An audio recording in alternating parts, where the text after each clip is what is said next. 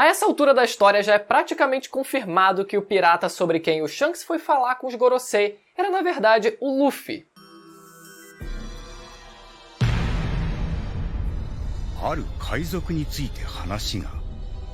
A princípio, a gente poderia pensar que ele teria ido avisar sobre o avanço do Barba Negra para que o governo mundial tentasse impedir isso, da mesma forma que ele avisou o Barba Branca sobre o perigo que o Barba Negra representava, mas que naquele caso o Shanks pediu para que o velho não se envolvesse e só, o que talvez tenha sido o erro do Shanks, deixar o Tite agir como quisesse e agora ele vendo que a água bateu na bunda, tivesse pedido para que os Gorosei não cometessem o mesmo erro e até ter oferecido uma aliança com eles para parar de vez o avanço do Tite. Mas, apesar de tudo isso parecer muito crível de se acontecer, a prova de que o real pirata que o Shanks mencionou seria o Luffy foi toda a surpresa que os Gorosei tiveram ao saber sobre uma tal Akuma no Mi lendária que não desperta há séculos e que teve o seu nome alterado, e que nas palavras deles, aquela fruta era uma lenda até mesmo para eles, indicando inclusive que a gestão do governo mundial por parte dos Gorosei não seja exatamente a mesma desde o século perdido, mas sim que os membros dos Gorosei eles vão se atualizando conforme o tempo, podendo ser substituídos por ex-marinheiros e agentes do governo que sobem de cargo e trabalham por alguns anos e depois passam o bastão. É só ver o Kong, por exemplo, que era o almirante de frota na era do Roger e depois se tornou o comandante-chefe do governo mundial, intermediando a comunicação da Marinha com o governo. E foi somente depois da conversa com o Shanks que os Gorosei ordenaram que o Luffy fosse imediatamente morto. E foi assim que conhecemos o funcionário público mais leal ao seu trabalho de todos os tempos, o membro da CP0 que conseguiu distrair o Luffy durante sua luta contra o Kaido e fez com que ele perdesse a luta. Pelo menos até que ele despertasse no capítulo seguinte. Mas como Shanks poderia saber sobre a real natureza da fruta do Luffy e por qual motivo exatamente ele teria vazado essa informação para os Gorosei? Ele queria que os Gorosei impedissem o Luffy ou isso era tudo parte do plano dele para que só numa situação de vida ou morte o Luffy pudesse despertar a sua fruta? Seria esse algum plot como em Harry Potter, onde o Harry é criado pelo Dumbledore como um porco para o abate, para que no fim ele tivesse que ser morto pelo Voldemort, e assim se livrar da sua própria Horcrux? Ou nesse caso, despertar sua fruta?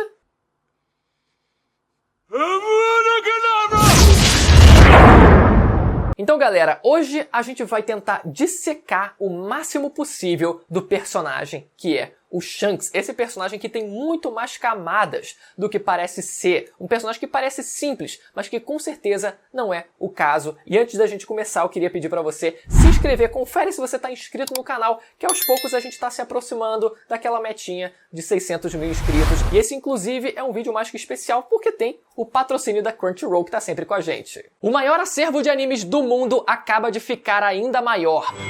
Agora vamos lá! Uma única assinatura para você ter acesso a milhares de episódios. Todos os seus animes agora em um só lugar. Muito mais animes dublados e legendados para você agora que todo o catálogo da Funimation estará disponível na Crunchyroll. E o melhor de tudo é que a grande maioria dos animes você pode assistir de graça, é isso mesmo. Lembrando também do aplicativo da Crunchyroll para você poder assistir pelo celular e para você ter uma experiência completa, eu recomendo que você assine qualquer um dos planos oferecidos, assim como eu também assino. Acessando o link que eu vou deixar na descrição, você pode testar qualquer plano por 14 dias de graça. E se prepara que a temporada de primavera será a maior de todos os tempos. Então vamos começar, galera. O Shanks é aquele personagem que segue o arquétipo do herói do protagonista e que por vezes assume também o papel de uma figura paterna, que tá lá para servir de inspiração na sua jornada, alguém a se espelhar como modelo de pessoa, como quando o Luffy aprendeu que existem batalhas que não valem a pena serem travadas e por vezes até salvar a vida do protagonista. Esse arquétipo ele tá presente em Hunter x Hunter, por exemplo, com o Kaito sendo a figura de inspiração pro Gon, em Boku no Hero com All Might para o Midoriya e em Naruto temos o Jiraiya para o Naruto. Não coincidentemente, o futuro desse tipo de personagem não é dos mais duradouros. Mas com os acontecimentos recentes, cada vez mais esse ideal que o Shanks ele parece representar foi sendo colocado em xeque. Se o Shanks ele não seria um personagem com mais de uma camada, talvez não sendo exatamente o modelo de herói que o Luffy ele sempre pensou e que pudesse no futuro antagonizar o Luffy de alguma forma talvez por divergências de ideias. A gente pode ver isso em como o Shanks geralmente procura resolver os conflitos de forma pacífica, usando da força só em última ocasião,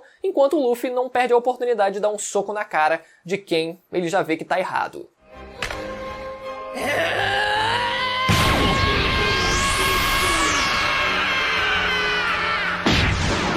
E eu não acho que isso vai resultar numa grande luta entre eles para definir o rumo da pirataria no mundo, assim como foi, por exemplo, a luta do Akainu contra o Aokiji para decidir o futuro da marinha, mas pode ser que eles tenham uma conversa mais séria e o Shanks tenha, de alguma forma, que ponderar um pouco a imprudência inata do Luffy de fazer merda. Inclusive, por mais que eu romantize muito a ideia do Luffy só conseguir devolver o chapéu pro Shanks depois da sua morte, eu ainda ia curtir muito ver os dois convivendo por um breve momento lutando juntos antes da desgraça acontecer. Sim, igual ao Gon com o Kaito. Inclusive, os dois têm o mesmo dublador, o Kaito e o Shanks. Inclusive, os dois perderam o braço salvando o protagonista. Talvez isso queira dizer alguma coisa. Então, durante o flashback do Oden, vemos que o Shanks, quando criança, não foi para Laugh Tale. Ele ficou junto do Bug para curar, para tentar tratar ali, ajudar o seu amigo a cuidar da sua doença. O que é uma canalice sem tamanho do Oda, porque a gente quase que tinha como certeza de que o Shanks tinha conhecimento do que era Laugh Tale e toda a história, pelo fato dele ter ido, pela suposição pelo menos, dele ter ido até Laugh Tale junto do seu capitão, o que na verdade foi uma mentira. Então, se ele não foi até Laugh Tale, como ele poderia ter conhecimento sobre a real natureza da fruta da borracha? Vamos lá. Na despedida do bando, o Roger ele contou algo para o Shanks que o fez chorar. Nos últimos anos, o Roger parecia que estava escondendo a sua doença terminal do Shanks para não preocupar o garoto, então, nesse momento, o Roger ele pode muito bem ter contado ao Shanks da sua doença e que ele ia se entregar para a marinha, o que já seria motivo mais que nobre para o Shanks ele cair em lágrima. E esse pode ter sido o momento em que o Shanks descobriu informações sobre o século perdido, principalmente sobre a fruta de Nika, além de talvez ter descoberto sobre a sua verdadeira origem, possivelmente a de um nobre resgatado de God Valley que justificaria toda a autoridade que ele tem dentro do governo mundial. Então, sabendo que Joy Boy possuía uma fruta importante e até então perdida pelo mundo, o Roger teria dado ao Shanks a missão de procurar a Gomu Gomu no Mi e dar para o Ace, e quem sabe até mesmo junto do Chapéu de Palha, na esperança dele ser o novo Joy Boy. Afinal, é dito que o bando do Roger chegou cedo demais em Laugh Tale, seja lá por qual motivo, então eles não puderam concluir a missão de Joy Boy. Por isso também o Roger ele diz que vai ter um filho para que o garoto viesse a encontrar o One Piece. E esse seria o motivo para o Shanks ter roubado a Gomu Gomu no Mi de um navio do governo para cumprir a sua missão. Por mais que o Rouz-Ru tenha sido preso por falhar na missão, os Gorosei nem sequer sabiam que aquela era uma fruta importante. Então talvez a punição de prisão que ele recebeu pode ter vindo diretamente de Im-sama, que muito provavelmente sabe de toda a história do século perdido. Shanks então passa a visitar a Vila Fuxia com certa frequência por ter descoberto que o Ace estaria vivendo lá, mas acaba conhecendo o Luffy por acaso, que pode ter mudado o seu destino. O Shanks, quando encontra o Rayleigh, ele diz que o Luffy disse as mesmas palavras que o seu capitão. Aquelas palavras que até hoje a gente não sabe o que realmente significam, já que o Oda fez questão de cortar o final da frase. Quando o Luffy diz algo para os seus irmãos e o Roger diz esse mesmo algo para o Oden e o Barba Branca, as reações de ambos os lados foram de surpresa e espanto. E se fosse a clássica frase "eu vou ser o rei dos piratas", não teria qualquer motivo do Oda ele cortar e censurar a continuação da frase. E a gente não sabe exatamente quando o Luffy ele teria dito essa frase em específico na presença do Shanks, mas eu acho que faz sentido que ele tenha dito essa frase e essa frase tenha sido a que o Shanks realmente percebeu algo de diferente. E já que eu falei do Rayleigh, já repararam como, não coincidentemente, tanto o Rayleigh quanto o Crocus, eles estão localizados em pontos específicos da Grand Line? O Crocus estando localizado no início da Grand Line e o Rayleigh no arquipélago que dá entrada para o Novo Mundo. Com certeza eles não estavam lá por acaso, mas sim como uma forma de observar cada novo pirata que apareceria e que seria um bom candidato a sucessores do bando do Roger. Tanto que o Crocus ele se pergunta depois de encontrar o bando do Luffy se aquele não era o bando que eles, os piratas do Roger, estavam esperando. E o Rayleigh, que depois de ouvir falar do Luffy através do Shanks, quando o encontra pela primeira vez, diz que estava esperando por ele. Monkey D. Luffy. E qual o melhor lugar para esperar se não na porta de entrada para o Novo Mundo ou na porta de entrada para a Grand Line? No caso do Rayleigh, inclusive trabalhando como revestidor de navios, que era algo essencial para qualquer pirata que quisesse ir para a segunda metade da Grand Line. Eles estavam muito bem posicionados e tão bem que não parece coincidência. Mas será que o Luffy ter comido a ex-fruta da borracha, inclusive que descanse em paz, teria sido uma mera coincidência do destino? No capítulo 1044 descobrimos que as frutas do tipo Zoan possuem uma consciência por si só. Isso já era sugerido quando os únicos objetos que vimos ter o poder de uma Akuma no Mi era especificamente do tipo Zoan, porque não faria o menor sentido você dar uma fruta do magma, por exemplo, para uma espada. Como é que a espada conseguiria controlar o poder de magma? Ah, mas alguém pode segurar a espada. Não é assim que funciona. Quando um objeto ganha um poder do tipo Zoan, ele ganha também uma consciência, ele consegue se transformar porque a consciência daquele animal trabalha o controle daquela fruta, se transformando no objeto ou se transformando no animal. E a partir disso, ele pode ser adestrado por um humano. Não é a espada de fogo ou de magma diretamente que vai ser pega por alguém e ele vai conseguir controlar o poder da Akuma no Mi presente naquela espada. Não é assim que funciona. E também é sugerido pelos Gorosei que a consciência da fruta também tenha sido responsável pela fruta em si ter escapado das mãos do governo todos esses anos, como se a fruta tivesse uma consciência ativa mesmo enquanto fruta. Que história é essa? Como assim? Você está dizendo que a fruta meio que saiu rolando por vontade própria e por conta disso ela, conseguiu se esquivar dos agentes do governo mundial? Eu acho que não é de uma forma tão literal que eles estavam falando, até porque a gente nunca viu isso acontecer e seria bem bizarro se acontecesse. Eu acho que carrega mais um sentido espiritual da coisa, né? Isso se não foi só uma metáfora para os Gorosei dizendo que o destino sempre fez com que a fruta escapasse das nossas mãos. Mas foi a partir dessa fala dos Gorosei que surgiu a ideia de que a fruta por si só teria escolhido o Luffy e atraído a atenção dele para que ele comesse ela. Mas eu acho que a gente pode adaptar um pouco essa ideia. O que aconteceria, prestem bem atenção, se você junta na mesma sala, no mesmo bar, uma fruta que possui uma consciência ativa e que ficasse perto de alguém que possui o poder de ouvir a voz de todas as coisas? Vocês entendem o caminho que eu quero chegar? E se o espírito, aquela consciência da fruta, pudesse ser ouvida como uma voz e isso tivesse atraído a atenção do Luffy de forma inconsciente? O Luffy, tem alguma coisa aqui me chamando? Olhou para o baú, decidiu abrir e viu aquela fruta. Não sabemos se de forma ativa por parte daquela fruta que decidiu emanar a sua voz ou por parte do próprio Luffy, que não fazia a menor ideia de que tinha aquele poder, mas acabou ouvindo por acaso a voz daquela fruta e foi atraído por ela, mas sim por ele ter aquele poder inato dentro dele. E assim, acabou comendo a fruta por acaso, porque ele achou que era uma fruta comum. Outra possibilidade seria o Shanks ter a intenção de ele mesmo comer a fruta de Nika, ao invés de dar pro Ace ou para qualquer outra pessoa. Mas como o Luffy acabou comendo a fruta e ainda disse as mesmas palavras que o Roger, talvez ele tenha julgado que o garoto seria alguém mais adequado ao título de Joy Boy. Até porque o Shanks ele não é um D, até onde a gente sabe.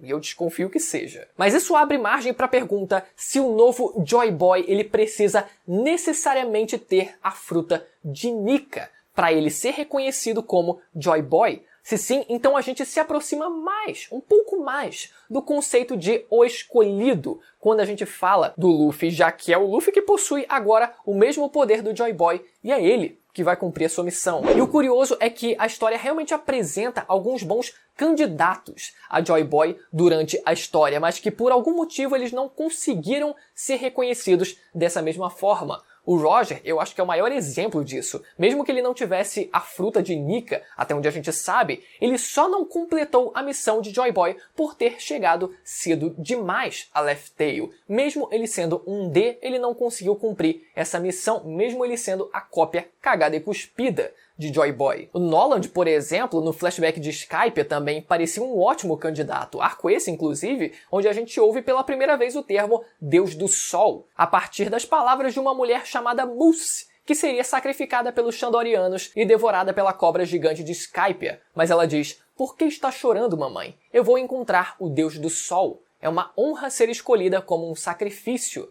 Se a minha vida servir de bom uso para as pessoas da vila, então eu estou feliz." Mas Noland não morreu com um sorriso no rosto pelo fato dele não ser um D e não resolveu os conflitos entre os povos do céu, que perdurou por 400 anos, até que o verdadeiro Deus do Sol, Luffy, apareceu e solucionou o problema. Luffy, um deus que pensava ser um humano, derrotou Enel, um humano que pensava ser um deus. Outro ótimo candidato foi o Fisher Tiger, que libertou escravos de Marijoa, assim como Nika libertava escravos na sua lenda. Durante a sua prisão, ele pode muito bem ter ouvido sobre a história do Deus do Sol Nika também, e inspirado por ele, tentou seguir os seus passos, até nomeando o seu bando como Piratas do Sol. Só que, ironicamente, ao invés de fazer as pessoas rirem, como o Joy Boy fazia, Fisher Tiger fez com que a Koala, por exemplo, parasse de sorrir. Quando a gente se depara com a Koala logo após ela ter sido acolhida pelos Piratas do Sol, ela chega com o costume de ficar sempre sorrindo, já que ela sempre precisava se mostrar grata por estar servindo aos seus donos. Algo parecido com o efeito colateral das Smiles, que aprisiona as pessoas a uma única emoção, a de sorrir sem parar. E Fisher Tiger liberta a exata oposta emoção na Koala, que é permitir com que ela pudesse chorar.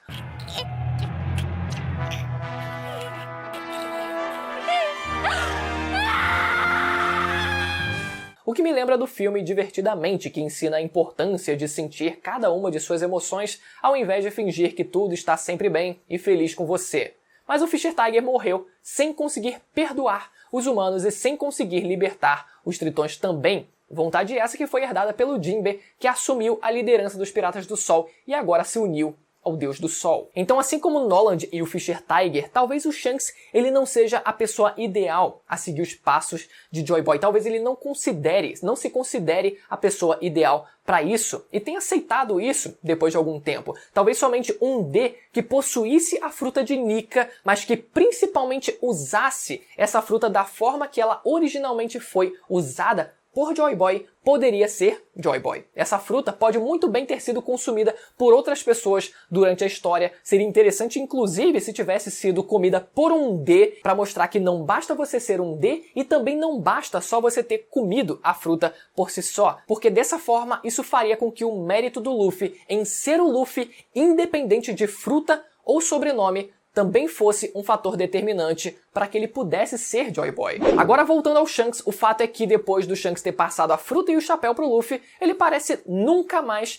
ter ido visitar a Vila Fuchsia novamente, como se ele tivesse concluído a sua missão naquele lugar. Então é bem provável que aquelas visitas tivessem sim a ver com a sua missão, seja ele próprio comer a fruta ou de fato dar a fruta para alguém. Mas por que o Shanks ele teria caguetado sobre a fruta do Luffy para os Gorosei e por que falar só agora? Ele só descobriu agora sobre a natureza da fruta ou só fazia sentido falar agora? Primeiro, o Shanks ele pode ter ido ameaçar gratuitamente o governo mundial, revelando que o Luffy ele tá cada vez mais perto de se tornar o rei dos piratas e como um vilão revela os seus planos para os mocinhos, o Shanks decidiu revelar a verdade para os Gorosei como uma forma de adiantar ali aquela ansiedade, vou contar o meu plano para vocês. Segundo, o Shanks ele pode ter ido mandar o governo deixar o Luffy em paz, mas para isso não precisaria revelar informação nenhuma, só dificultaria ainda mais a vida do Luffy. E terceiro, independente do que a gente pense, qualquer alternativa colocaria o Luffy ainda mais em perigo, dando mais motivo ainda para o governo querer matar ele. E como o Luffy conseguiu despertar sua fruta através desse incidente, vem a partir daí a ideia de que o Shanks teria provocado esse efeito para que o Luffy pudesse despertar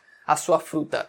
Bom, lutar com o Kaido por si só já te coloca numa situação de vida ou morte, né? Mas talvez o Shanks ele quisesse ter a total certeza de que, não, esse moleque tem que morrer e não, só o Kaido não basta.